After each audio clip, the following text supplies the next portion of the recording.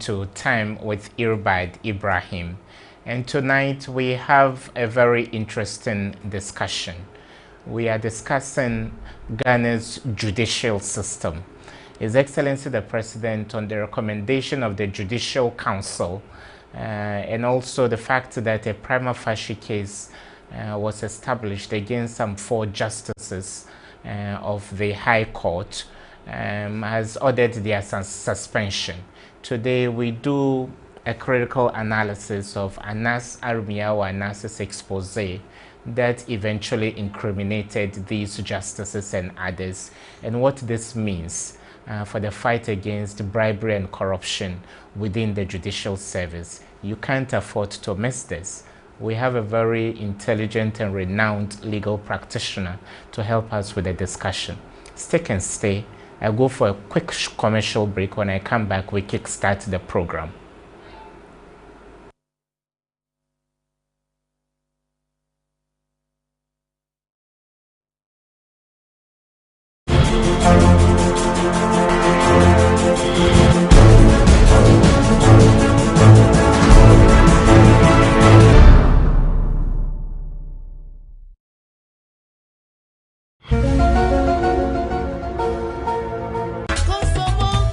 Mpepi yana mitami bisamu saso enyima hoden eyaso den enanka wa mewiase a saikra no dasani abrabo betie enei so dasani bia abrabo be nam ayehwam na afenso ayefefefe a wi enyima hoden free mu a enye yie o mai bia mpuntu fakese eni dwane ewiase edwane abefo nimdie nsemu nyina kina enyina hode kroya so ne senti eni na ehu behinya se ye kyerɛkyerɛ na ehu akwan pa ye de enyina hode bedi dwuma ho enyina hode ho asɛdeɛ na di so pepepe hwɛ enyinamahoden nkomo DTV1 so ajuoda bia anwumre na nwɔtwe de kosi nonkron yɛbɛsan asisu bie memenda bia awia donko kosi no mienu ma yɛnhunu enyinamahoden ntotoye na magana yɛn enyinamahoden afa ne ntampa efra ayo miru yanwa this MON because I can't see it well. When Efra, so what to say, we don't put them now. I don't know when we are. But my dear, the master planner failed to see that the this guy alone because I am getting married.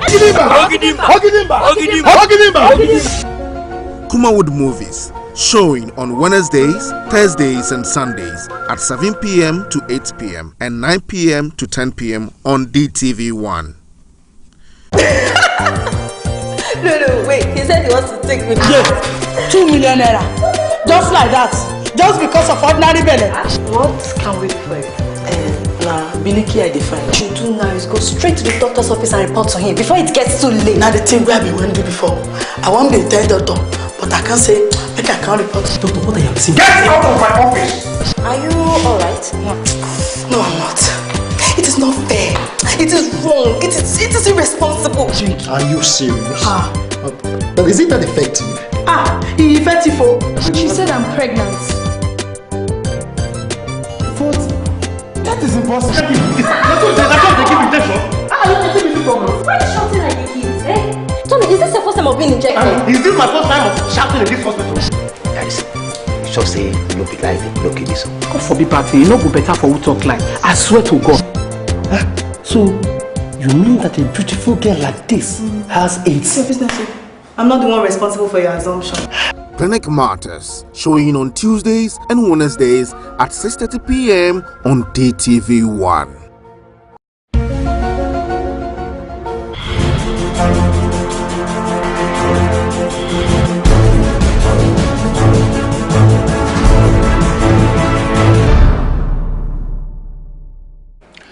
You're welcome back. Today we are discussing the justice system in the Republic of Ghana. and we couldn't have had a better person to help us with the discussion than our guest lawyer, Seydou Nasigri. Lawyer, counsel, you're welcome to the show. How is your family, counsel? Counsel, to many people, Anasar Miawa's methodology in garnering evidence or against people is unethical. How would you answer that question to begin with? In legal parlance, do you entice someone to take a bribe and later turn back to incriminate the person? Right, thank you for the opportunity. Indeed, let me personal.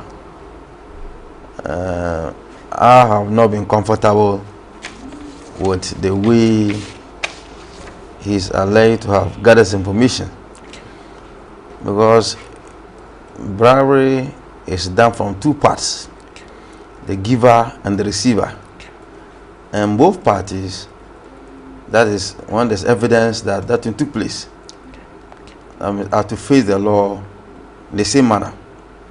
Now you sit in your office, someone walks into your office, public office, and beats you. We may not go to details now, but there's one of the judges from the clip I watched, Judge Mustafa Logo. They entered his office, Anas entered his office and said that an accused person who is in custody.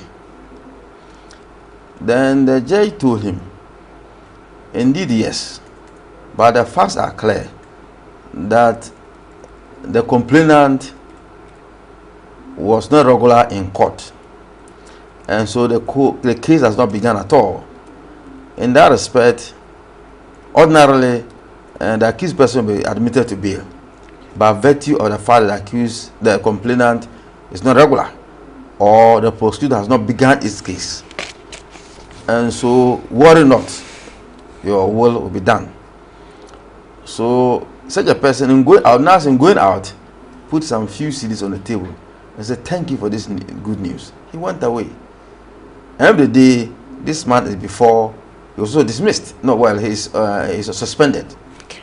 So the mode at which he elicited the information and then subsequent what he claimed to be bribery is below the belt. It's below the belt. That's my position. Okay, so if ethically such a thing is wrong, because everybody has got a price, counsel. When I say I want to give you $10 million, and even the mode, just as you indicated, in Ghana there is this culture of showing, magnanimity to people and kindness. So what name would you give such an amount? Do you call it a price tag or is bribery? Or is it a bribe? Bribe, of course, it is in the nature of bribe. Bribe is intended to influence you to do a thing or not to do a thing. And if you are an accused person, one is in custody, and the friends or relatives want such a person out, and walks into your office and said, if you do ABC, I'll give you that. Then the money is put on the table, you take it. That's bribery. Okay. Even the two parties are all wrong. Yes. But the gift to me should be after. If it is after, and the assurance, the promise did not influence the decision. Because that of Mustafa Logo, just Mustafa Logo, whether the gentleman gave him something or not, eventually the accused person was to be admitted to bail. So it did not influence me anyway. That is the type of what I'm talking of. But if you are influenced, you are giving money, you take it wholeheartedly, then acted upon, you are induced to act upon what was given to you in a certain way, then that's bribery. You see, but what we also consider is that in as much as I will condemn the methods of Anas, but eventually, if it leads to accepting the position of Anas, that is, he gives a bribe, you are acted upon it. Don't forget, somewhere even there was a particular case, the person who was released was a robber. And you know the menace of armed robbery in Ghana. and beyond. So if you take money, it's proven, you took money and left off the hook a robber, it is distasteful. So the law should allow to do such persons. But those, as I said, who were not so much forthcoming in admitting to Anna's bids, then they should be praised. That's my position for now.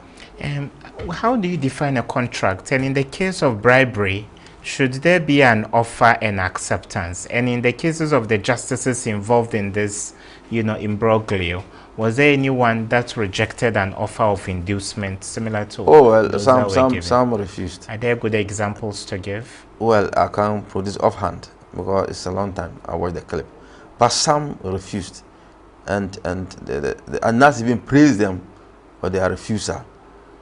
Some did not even allow their clerks, told the clerks never to allow anybody to see them. You see, we are vulnerable. We are not perfect. We are not saints. So if a person walks into your office and offers very enticing, such offers, this is bribery. This is not offer and acceptance. You are talking about contract law. This is criminal. So because of the vulnerability of mankind, you fall prey to what Anas did. I can't hold brief for the judges, those who did that. But that I'm only trying to tell you how human nature, how frail we are. We are not perfect. And this can befall anybody who does not take so much care in respect of those things. I understand, it needs to be proven anyway, that he went to a particular judge in the Western region. This is not Anas himself, one of his boys, and trying to push him to accept bribe. The judge became so suspicious. They invited the workers, the court, the clerk, and the rest came in. When the judgment was searched, the gadgets were found on him. And as he received a series of beatings, and the gadgets were destroyed. One of Anas's surrogates working on his behalf. I understand. The gadgets were destroyed. So why do you go to entice innocent judges sitting somewhere? Our system is not only judges, because the camera was on judges. If I have gone to other sectors, I will not name. Of course, we could also have those because of the nature of Ghanaians and the vulnerability of mankind. I'm interested in this revelation you are making. Is it that there is a yawning disconnect between justices of various, levels of courts, that the Western regional example did not permeate through, so that word would spread within the bench that such a thing was happening, so they should be on the lookout? Well, I don't know about that, but I don't think the judge knew that it was well spread. Possibly he thought somebody had come to interview him and to take such information for something else. He didn't know it was Anas, some of his subordinates. He wouldn't know. So, and that was a circuit court. It wasn't a high court. So I don't think that connection existed. And where does, we are still looking at the ethics of the modus operandi.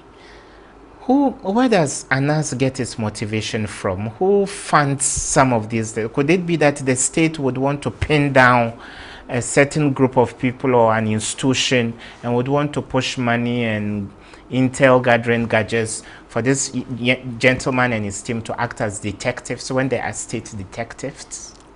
I don't think I can fully answer to that. But what I can also hazard is that Anas will choose own topics. He may choose own topics, and then if there's assistance, I'm sure the UN or EU also assist him in that regard. Who wants corruption? Corruption is killing almost every sector in the Ghanaian economy. So if Anas walks into your office and he tells you, put a good proposal that's going to unearth corruption on this sector, then of course, if you have the means, if it's EU, AU, even the government of Ghana can push him. So, on that respect, I'm sure these are the areas in which he gets his funding. And that is why he can put money, 50,000, 10,000, and give it out. Because those monies are not collected back. Yes. So he's funded to do those things. And he's motivated, well, to him, to an earth crime.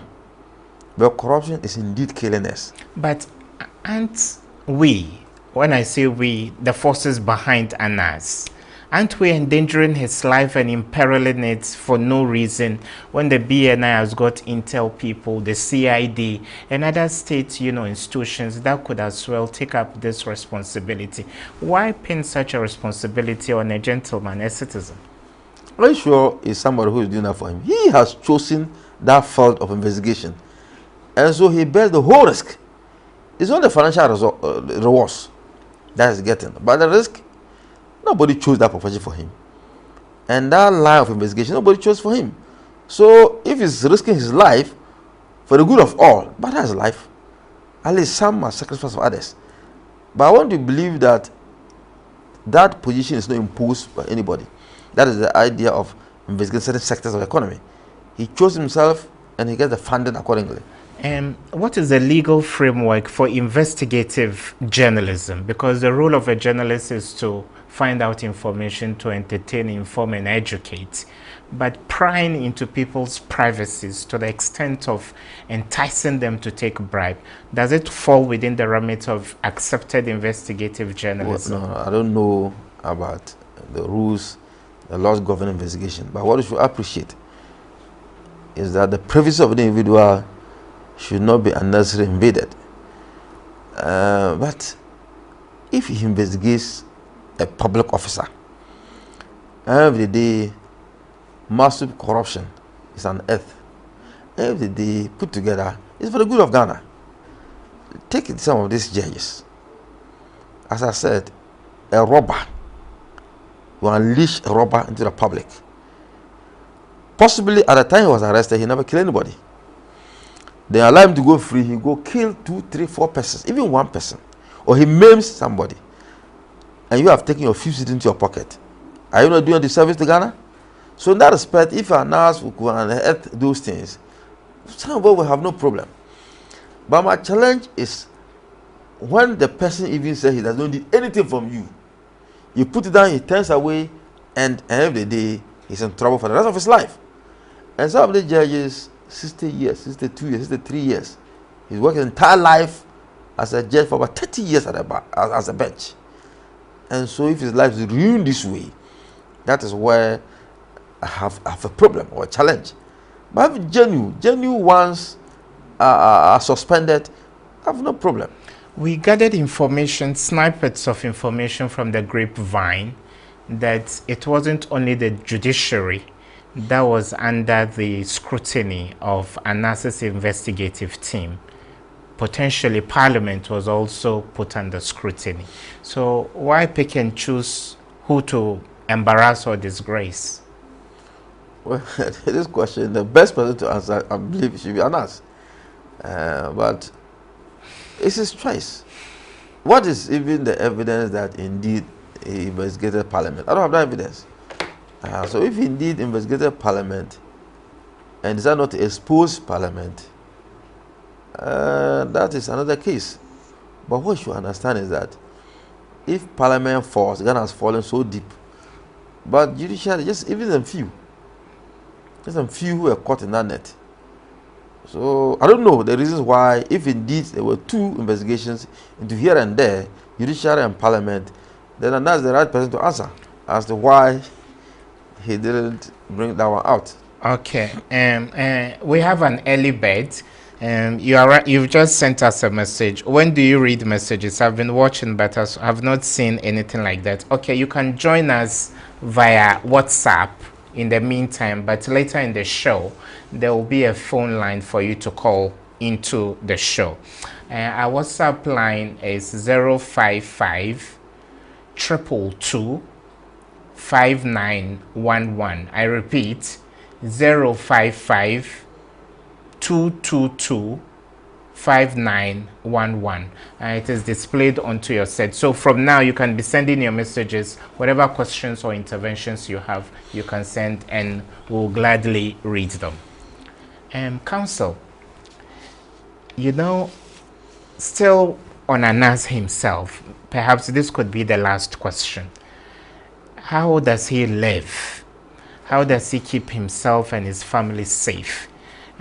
He's a national hero, and when Barack Obama came here in 2009, he showered so many praises on him. So for someone to take such a hazardous career, how does the person remain safe? He's been doing it for about a decade now or so, and nothing bad has happened. How long can he sustain this? Well, I sympathize with the wife and children in particular. Because if your father should be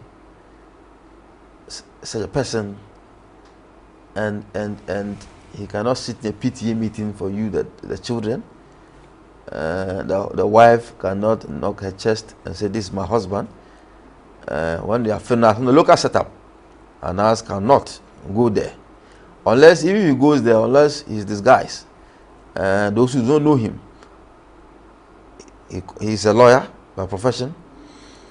I understand at the time he was in law school, he will write exam today in Accra. The next time he will write the exam in Kumasi, so that you don't know this Anas. So he has not lived an easy life.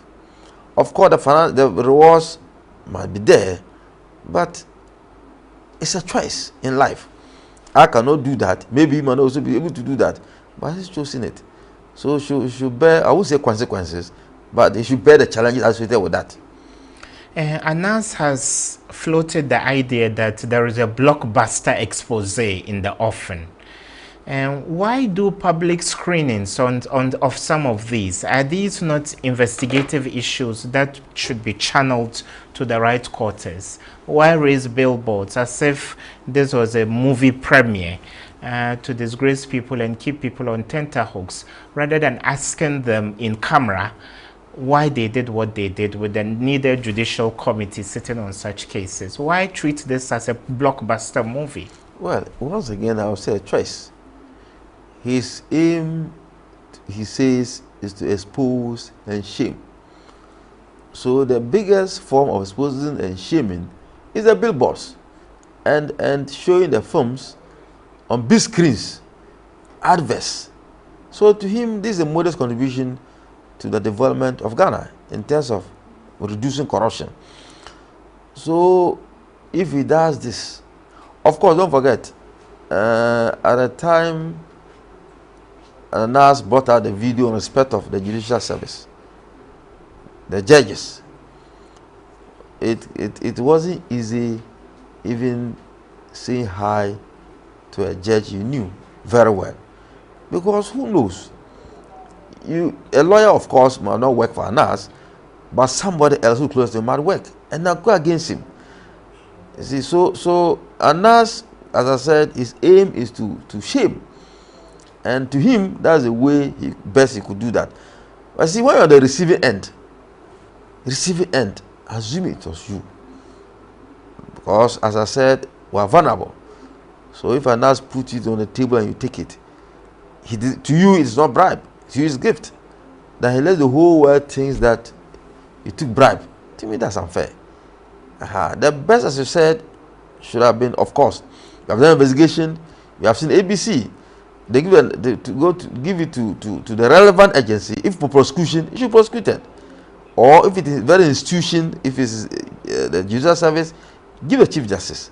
If it's going to suspend, that is, President will suspend, that's another matter. But you go to the whole world to see, but well, I can't begrudge him. I'm saying that's his policy. To him, he wants the whole world to know that yes, this is what he's doing, and that to him it will bring down corruption. So I can't begrudge him. So, counsel, if money is given, a lump sum amount of money is given you for no work done, shouldn't you have it in your subconscious that this is meant to prod me into taking a particular action? Yes. I don't know whether we appreciate the position of Mustafa Logo in particular. Let me repeat it. What happened was that Mustafa Logo is one of the four justices. Yes, Mustafa Logo, yes. In criminal law, that time, now all offenses are bailable. But those days, robbery, murder, rape, defilement, narcotics were non-bailable, except in such circumstances. Ordinarily, they were non-bailable. Now all offences are available. So because the person was in custody, he wanted a bail. That is the agent of an came in and said he wanted a bail for such a person. He said, look, don't worry. You don't need there was no need even to have come to see me. Naturally, such a person would have had bail on the next or the subsequent appearance in court. So you wasted your time for coming to see me. They said, oh, thank you for this good news. So going out, he put something on the table. The man said, oh, okay, thank you. You call this bribe? That is where we have problems. But the one who said, I needed this amount, this money is small, I need that, I don't want sheep, I want goat. You know, some were necessary to entice and to bribe. Some also said, I'll give my ruling today. It's a bargain, complete. So those persons, if they are facing the law, I'm reluctant to say otherwise. But those who, to me, are innocent. Look, there were certain court clerks who were also innocent, but they were caught in the net. Some have recalled, but some are still at home. So let's try to balance the honest ones as against the bad ones, if I should say. So this guy who was beaten up in the Western region, working for a nurse, is an attempt to give bribe to somebody itself criminal, and therefore you could be processed for court if you were caught doing that.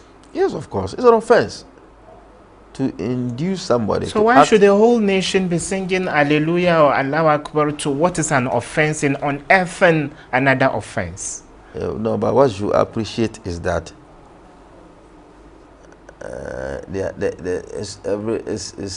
the menstrual, the intention. You have the intention to act illegally so that you can unearth somebody's illegality. It's just like accusing somebody of promiscuity. And it's okay, let me also sleep with your wife to find out whether it is happening. There are two different things. Okay. If indeed is the relative of the person or a friend of the person in custody and he wants to pay such money bribe to influence the judge to get such a person out, that's different. But this one, he did investigation. The whole world knows that he did. They didn't even know, some of them didn't even know that key persons behind bars. They didn't know. They only went to the cells and got their names. They are not friends with them. They are not relatives. They have never known them. So their intentions have never been to influence the decisions of the judges to get these boys out just for the sake of that. No. It is to show how corrupt the judges are. So the intentions are different. And in law, intention is key. Of course, there are certain offenses called strict liability. When you go to a red light, you can say never intended to go to a red light. You punish as if you knew. But most offenses, you should have the intention to commit it. No, but how so can the intention does not exist. If the intention, the yardstick for judging the intention is premeditation. Counsel, I'm sitting with you in a friendly way. Then I give you a dirty slap. And I say, okay, I didn't intend it. I was going to quash a mosquito. At the end of the day, you've suffered battery or assault. So therefore, I believe we need to put this into proper perspective, making an attempt to entice people to take bribe when they have not made any overture to you. How do you answer that? Yes, indeed. It is wrong. But let's look at the bigger picture.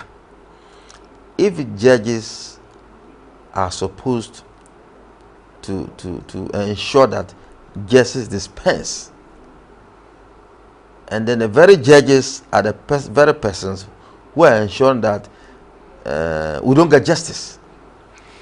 Look, the difficulty is see a poor person, a teacher. I'm not saying a poor person is a teacher, but let's take a teacher. How much is the salary of a teacher? Then he saves money to buy land. Saves money to buy land. Then this land is sold by some of these landlords, multiple sales. Every day, because he has no money to give bribe to a judge. That is assuming there's bribery and corruption in the judicial service. The rich person comes to pay the judge, and that plot of land is taken away from the poor person. How will Ghana move forward? And so, if indeed they are corrupt men and women in the judicial service, well, you can bring them out. But those who are not, let's ensure that their image is not tarnished unnecessarily. As I need it. Okay. At this juncture, you may join the discussion. We are discussing Ghana's judicial system, and we are putting the methodology and ethics of what Anas Armiao and his team normally do. I'll shortly read some of your WhatsApp messages which you've sent to 0552 225 911. You may now call, and the phone number to call us on is 0302 904 768. 0302 904 768, which is boldly displayed on your set. Counsel, you are a lawyer of good standing. These justices are people you normally cross paths with when you go to the law courts. I will later ask you to do a critical analysis of each one of them and the kind of interaction you've had with them before. But then you mentioned a very important point, counsel, that justices, just like all other human beings, are vulnerable. And some of the clips we saw in the expose showed the level of, difficulty, so to speak. Apartments that were a bit unkempt, and justices that didn't look well nourished and all that. Is it, as we tackle the issue of corruption, would you say that the terms and conditions of service of judges are not too good to warrant such vulnerabilities? Well, I don't think corruption is limited to only those whose condition of service is not above average. I don't think so. Don't forget, perception in Ghana is that the top civil servants and politicians are more corrupt. Are you saying they don't earn salaries, fat ones? They earn.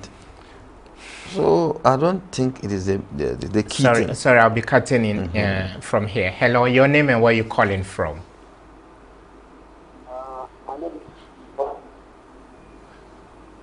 Hello? Hello, your name and where you calling from?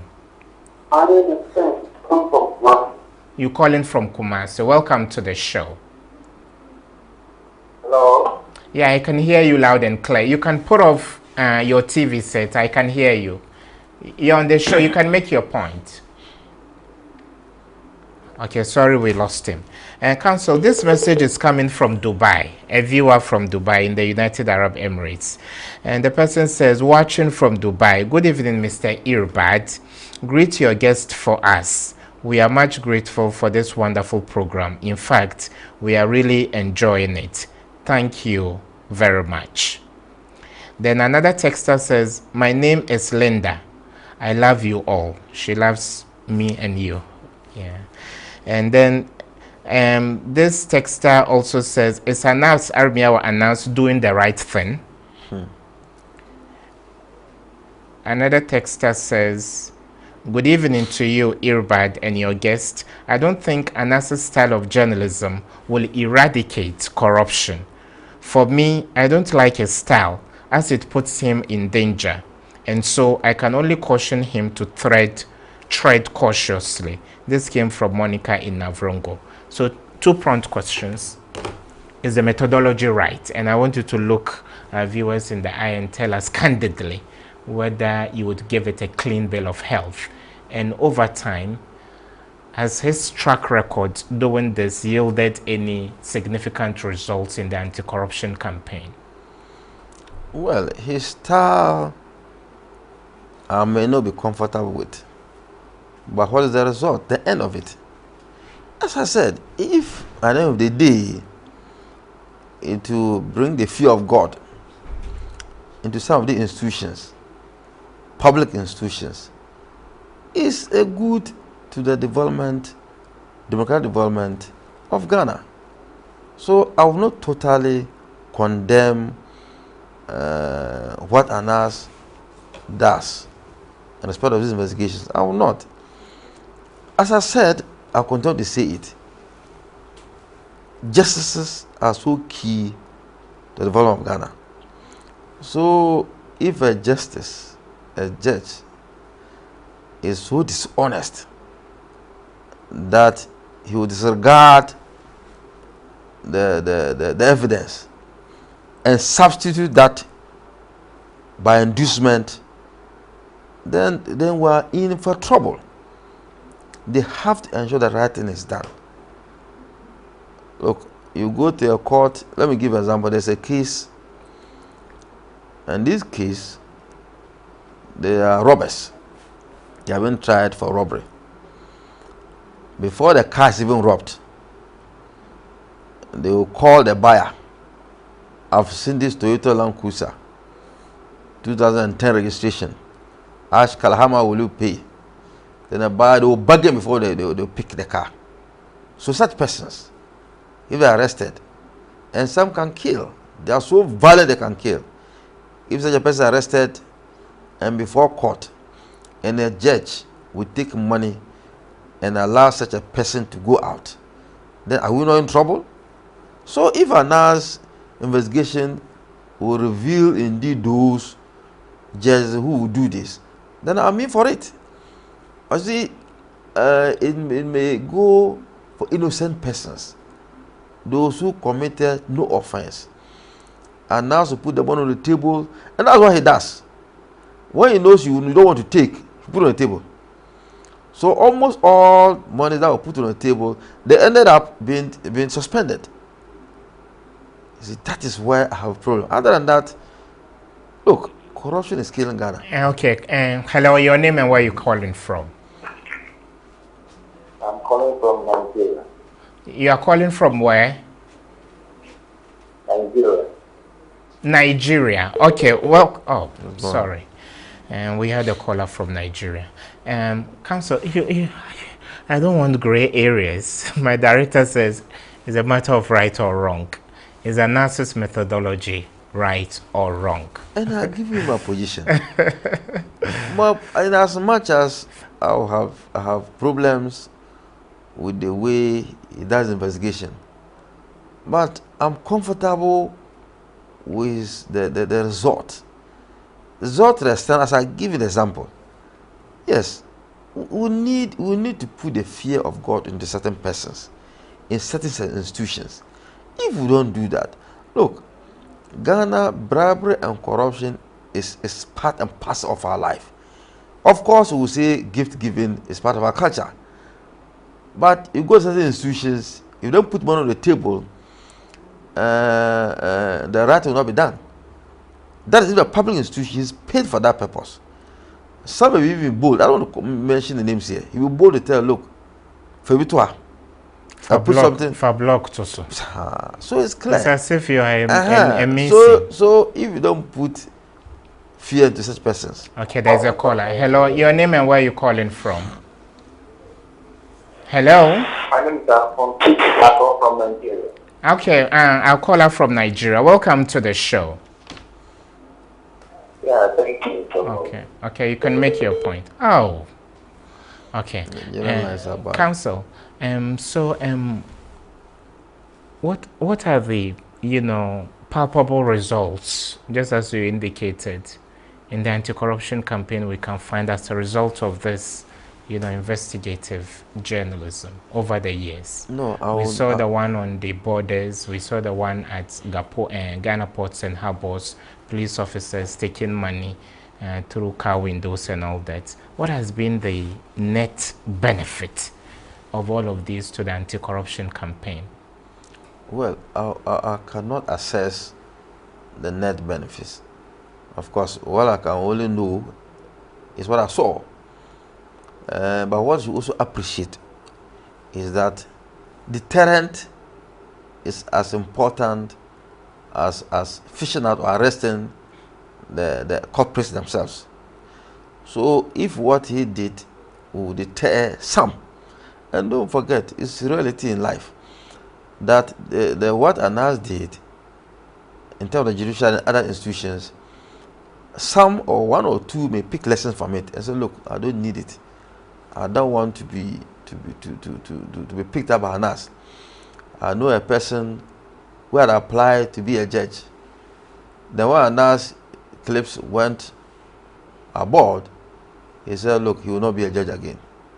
Because, and such a person, if I have gone joined the bench, he would have possibly taken bribe. But he said he won't go for Anas to pick him. If you don't take bribe, will Anas pick you? Yeah. Possibly no. So you might not see the quantum leap in terms of reduction of corruption. But to an extent, to me, deterrence is so important. And so on that score, possibly, we'll be gaining grounds.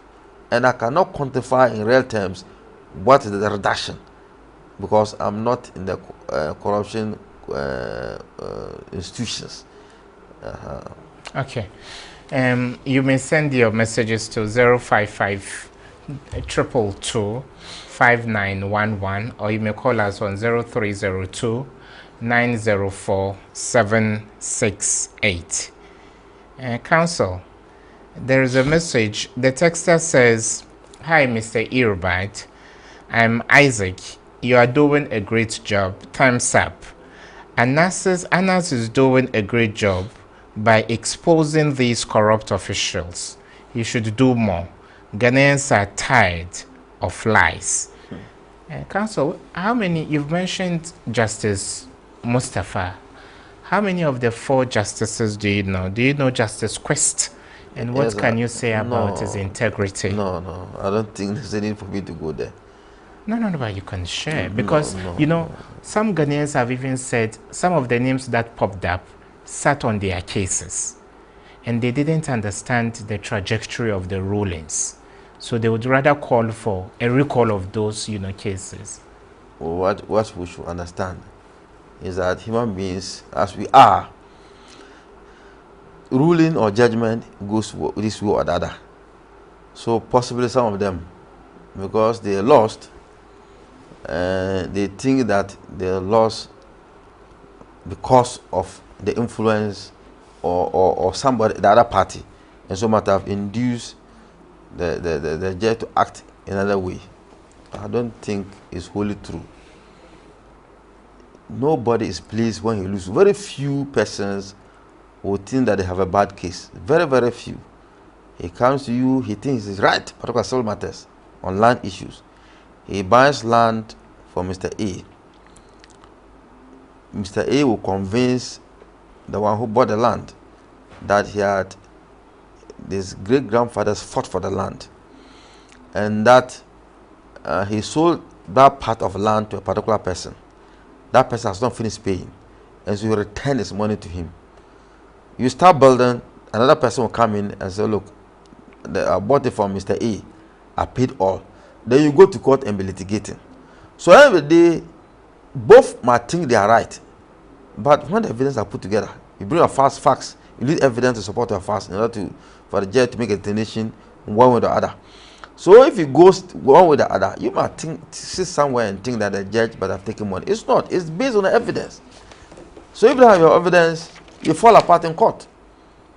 So I don't want to believe that.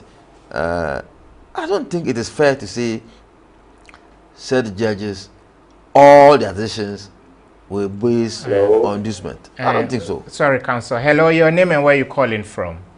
Yeah, from Tamale. What's your name? Abdul Karim from Tamale. Okay, you're welcome to the show, Abdul Karim. My name is Abdul Karim, calling from Tamale. Okay, we can hear you, Abdul Karim. You can make your point. Yeah. I want to ask a question, whether what Anas is doing, does it have any impact on the Ghanaian people? Okay, that's your question. Hello? That's your question.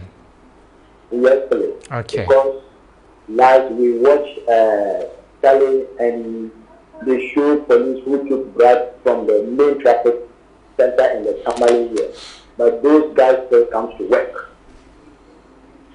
Okay, it boils down to impact. Okay, thank you so much, Abdul Karim, for calling us from Tamale in the northern region. Counsel, you admitted you don't have any measure to quantify the impact, but do we do any follow-ups? It's just about a truckload of cocoa was, taken where it shouldn't be taken. We've seen the clips. When all is said, what gets done? That is a question the viewer is asking. Well, the Cocoa issue, they were convicted and sentenced to prison terms. Yes, you know, these allegations he has made, we cannot verify the allegation. He said there was a clip somewhere in Tamale, a policeman took bribe. He's on the streets as a policeman working. Whether this is true or not, we don't know. But the administrative structure should work. Because these justices, for the recommendation of the Judicial Council, have been suspended. So meaning the system is working there. So the system is not working against the police service, well, that's another matter. I'm not even vouching for what he's saying. But I'm saying that if that happened, then the police should be up and doing to ensure that such a person is brought to book. Some people have also argued that such investigations only go for the fingerlings when the sharks and whales of corruption, are walking about freely. It takes a corporal, a lance corporal, to be on the street manning a checkpoint. It doesn't take an ASP or an ACP or DCOP. And you remember the case of DCOP Timbila. So is it a matter of going for smaller targets rather than targeting the big fishes, so to speak? Look, and how are they impacted at the end of the day, since they call the shots, apart from the deterrence you mentioned, Counsel? What we should also understand is that, yes, who gives the bribe? It is Ghanaians ourselves, nobody else. You go to the police station, the accused person, the suspect, at that time is called suspect, is in custody. The suspect himself will tell you, look, I have money in my room. Go and take him, give the policeman. So the police man or woman are not even demand bribe, to be given any bribe. But you in your corner, because you think that you must go home, prepared to give money to the police. And the police is not limited to only the general ranks. The superior officers too. Because the district commander is the overall boss in the district. And so when an offense, a suspect is arrested, he's paraded before him.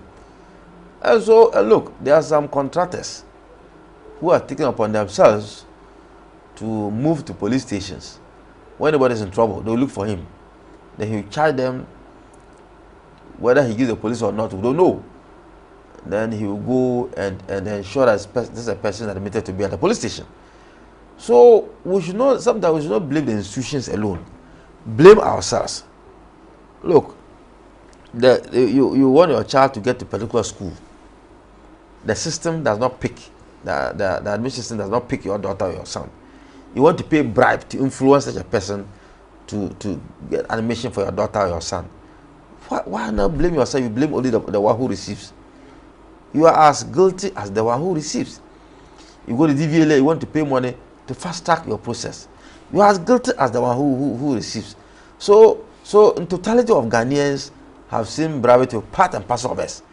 It's only that when the politician or the administrator, the civil servant, top civil servant takes the money, then we think it's corruption. It's the very people here who move to those institutions. So until we change, the whole system will still be corrupt. That is why I don't mind NAS problems. That is when it comes to mode of investigation. I might not be happy with it, but I want the result. But would you blame the Ghanaian society when even to get the police officer to write a statement, you have to pay money for the ink that is used to do that? We hear some of these stories. Well, I've not heard that. But if it is indeed this is a story, then it's unfortunate. Because the police is paid to do that. It's paid to write your statement, and the papers are supplied to them by the service. So why should he take money from you? And why should you also give money? As I said, you see, a day in cells is like a day in hell. The place smells so bad. And assuming you are somebody, you are not, we have some who go to prison almost every time. So those persons, they are home. But you go you could not, that somebody provokes you, you are unfortunately unable to control a temper, you hit such a person, then you are put in cells. When you get there, they now realize that this is the wrong place for you. So even that very minute, when you are given food to eat, you cannot eat the food. Your mouth becomes so sour, you lose concentration. So such a person, if the police demand pay any amount, he's better to pay. Or he himself will even propose to the police, tell the wife, go and tell the police I won't give him this. So the police also correct, take the money. So we should even blame ourselves and not just the public institutions. Okay, Counsel. This came from Nana. And Nana, I think you are saying you have a beloved person, maybe a relative. He's called Francis, and he's in trouble. Maybe he wants legal advice.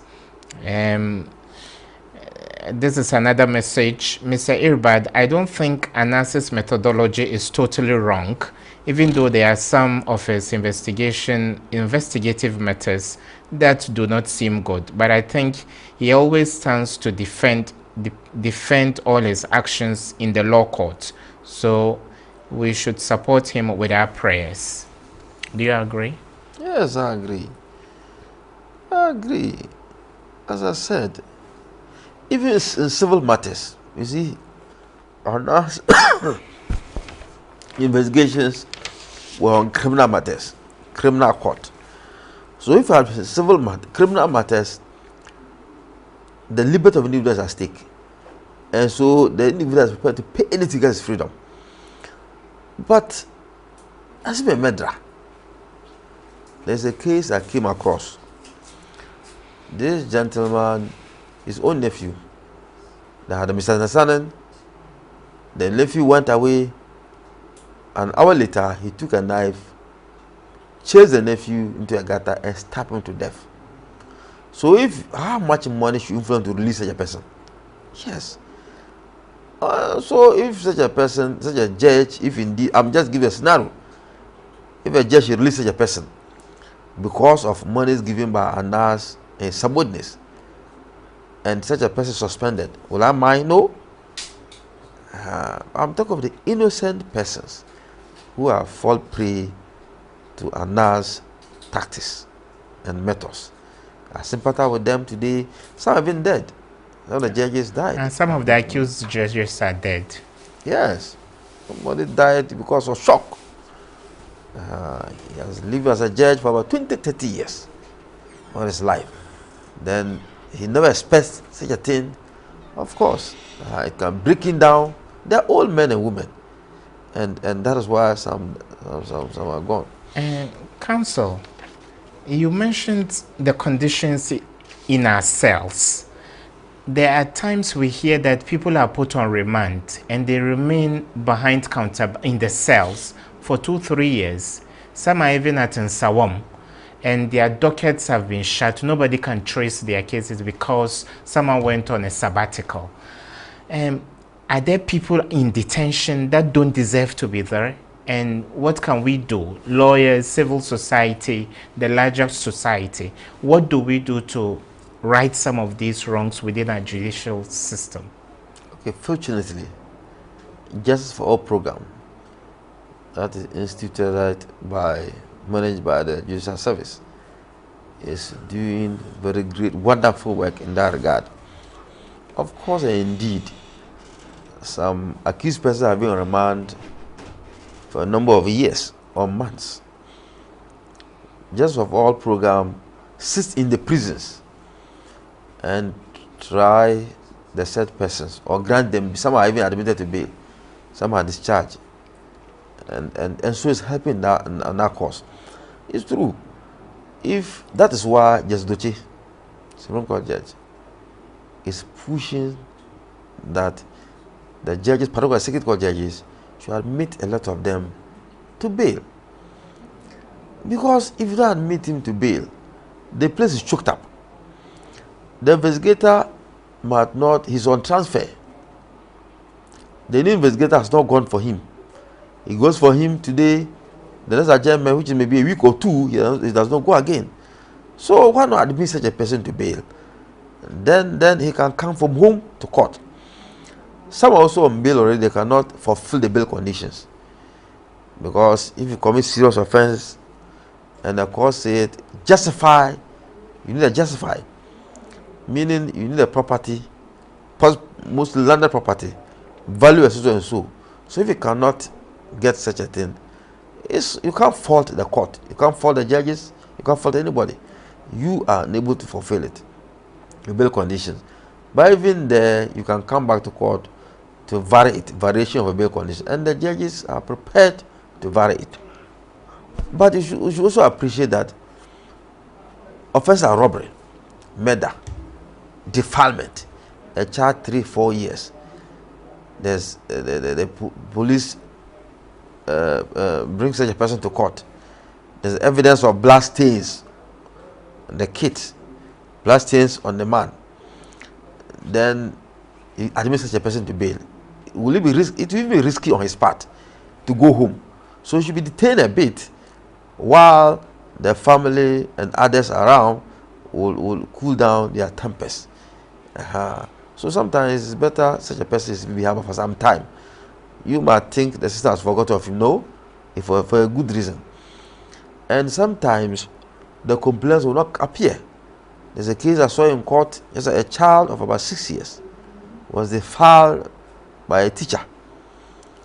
Look, when I saw the pictures, I wept within me. But the parents were so poor, of the victim was so poor, that the accused person's family gave it 20,000. That's what I was told eventually. Give it 20,000 because the victim's father and mother were living in a kiosk, but they were lying. So when they gave him 20,000, he took it and never came to court. If you don't come to court, who's going to lead evidence in support of your daughter? So eventually, the accused person was left on the hook for about, when he was detained for about 6 months. Left off the hook. So we should encourage the complainants to come to court. There was another case, robbery. The victim, who's a lady, said she's afraid of robbers because they live around her environment. She refused to come to court, and the robber was released. About a year in detention. So it is not a law of the court to retain people for so long a time, but sometimes the complaint also are not assist them. Because you see, the courts are overwhelmed of cases. The courts are few, the judges are few. You talk about the conditions of service, it's true. Their salaries, my mates, are earned in a month about 4 or 5 times their salary. Your colleague lawyers? Yes, who are judges. And your colleagues who are judges earn more money on the field than them. So why not entice more lawyers to be judges? We need more hands. And so you go to a particular court, second course, there are so much overwhelming cases. So they cannot finish up. One is giving 9 cases judgments in a month. He cannot. The more cases continue to come. I was in a judge's court today. Her court, I'm not mentioning the name. He said she had about 300 cases before her. Why? Why? So it will wear her down, it will break her down. She cannot even produce her best. She's a mother to contend with children, family matters.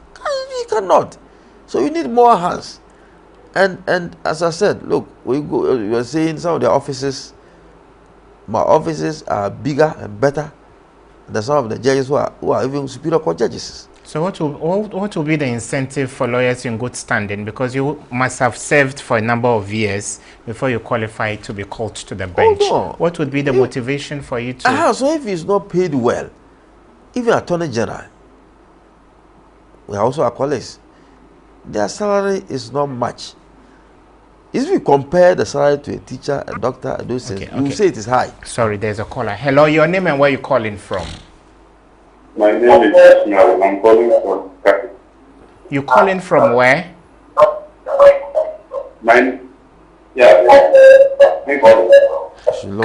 Kindly lower the volume on your set or put it off completely and we can still hear you. Okay.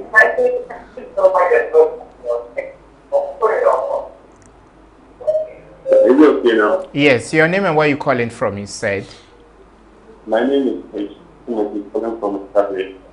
Okay, make your point, bro. Alright. I go back now. Is there a reason that you can stop the policeman to maybe give us? Hello, you are not audible. Can you repeat your question, bro? I said, Yes. is there a way to report the police to be an investigator? But most of the time, they look very intimidating. Okay. Police officers look intimidating. So when they go wrong, can you report them to their colleagues? Is that the question? Yes, please. Okay. I think Council will answer that. Council, a few messages. This came from Ishaq in Wa, in the Upper West region. He says, Hi, Irbat. Thank you for the good work. I'm really enjoying the program. But I think we should try and bring Anas to the studio soon. Council, Anas has to be here. His life is in danger, just as you indicated. And this came from Adams. Adams says, good evening. Anas needs Ghanaians' cooperation in order to complete his mission. At the end of the day, he is vulnerable. Hello, your name and where you calling from? Hello? Yes, I'm Peter Ejie. Peter Ejie calling us from where? Yeah, I'm calling from Sunyani. From Sunyani. Make your point, sir. Yes, my point is that for the first place, I want to congratulate you that the program is very good and they are watching you online. But the fact is, this is the first action.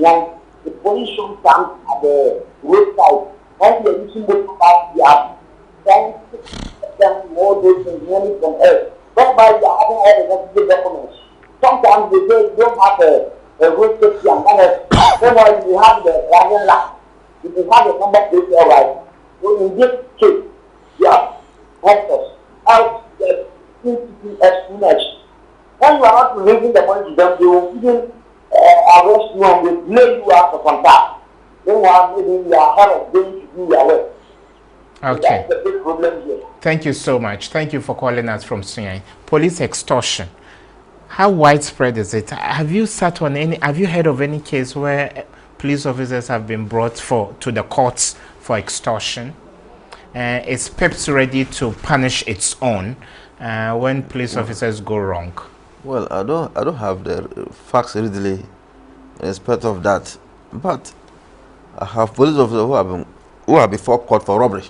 Police officers before court for robbery? Yes, we have them. They are just as enormous as we are, but they should be on a high moral, particularly police being caught. Look, there's a case that before the court now. The policeman first was on robbery charge, but admitted to bail. Then he robbed again. So we have bad news everywhere. I don't think we want to say that every policeman takes bribe. No. But why give him? You are also as wrong as you think he is. But now the picture this man is painting is that is the police who are demanded. But that is the challenge we are facing as Ghanaians. We are part and parcel of the bribe culture.